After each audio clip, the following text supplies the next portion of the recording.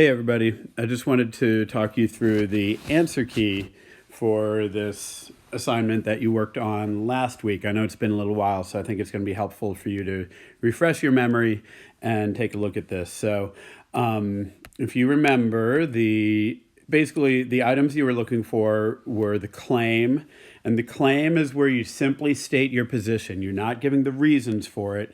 You're just saying, here's what I believe, okay?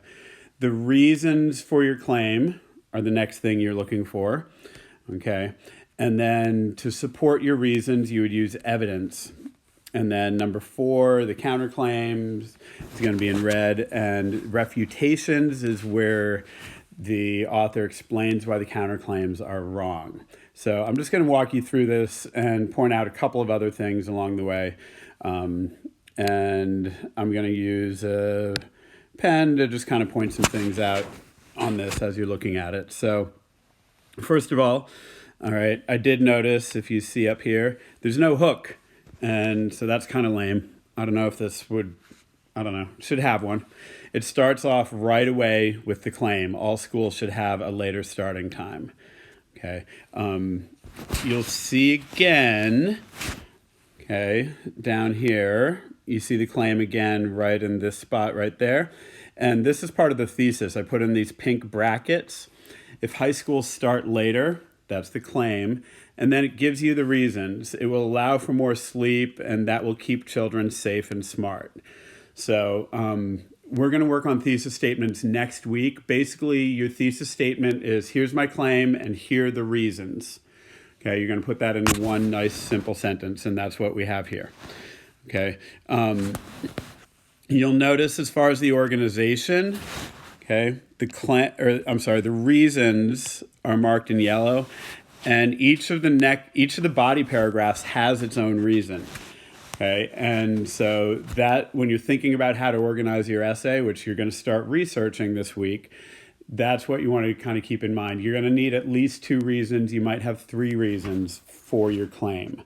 Okay, so they start off right away with the topic sentence right here that says the reasons. Children who do not get enough sleep raise their chances of health problems down the road. Okay. After that, I put a few notes over on the side as we were going through this. So the author says there's going to be health problems. They explain that a little bit or give a detail about it. For example, it might lead to obesity, depression, diabetes. And then in blue here, I marked the evidence. So here's the reason, here's the evidence to back it up. So they're using a quote from the American Academy of Pediatrics. And then after giving the evidence, and that's what I pointed to right here, they explain it. So you guys are used to doing this. When you give a piece of evidence or a quote or something like that, you give the so what. Why does this piece of evidence matter? So the author says, this explains that when kids do not get enough sleep, it could have devastating effects on their lives, etc. Okay, and then right here, it starts with another. In addition, this lack of sleep caused by schools can impair children's memory and judgment. So that's the next detail supporting the reason that it's a health risk. And then they give the evidence again right there, and then they explain the evidence right there. Okay, so this makes sense, right? They're giving you a reason, they're explaining it, giving you a detail about it, and then using evidence to prove their detail, then explaining that evidence. They do that twice in this paragraph. If you look at the next one, hey, look at that. It's almost the exact same, right? They start off, here's another reason. Starting school later will improve academics, okay?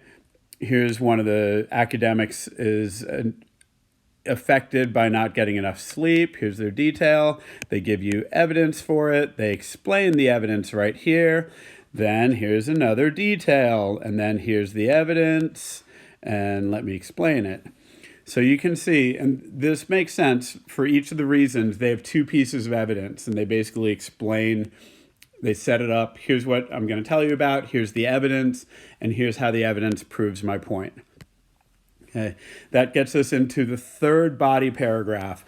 And so they have a completely separate paragraph for their counterclaims. And they start off by saying, if high school start later, younger students will be left home alone after school until the older siblings get home. Okay, so that's their big, like, here's the argument that people are going to say. I think they could have done this paragraph better, but it works pretty well. We'll talk a little bit down the road about another strategy that you could use.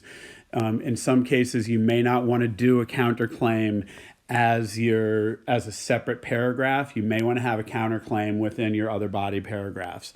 But this is probably the best way to do this. It makes sense. Okay.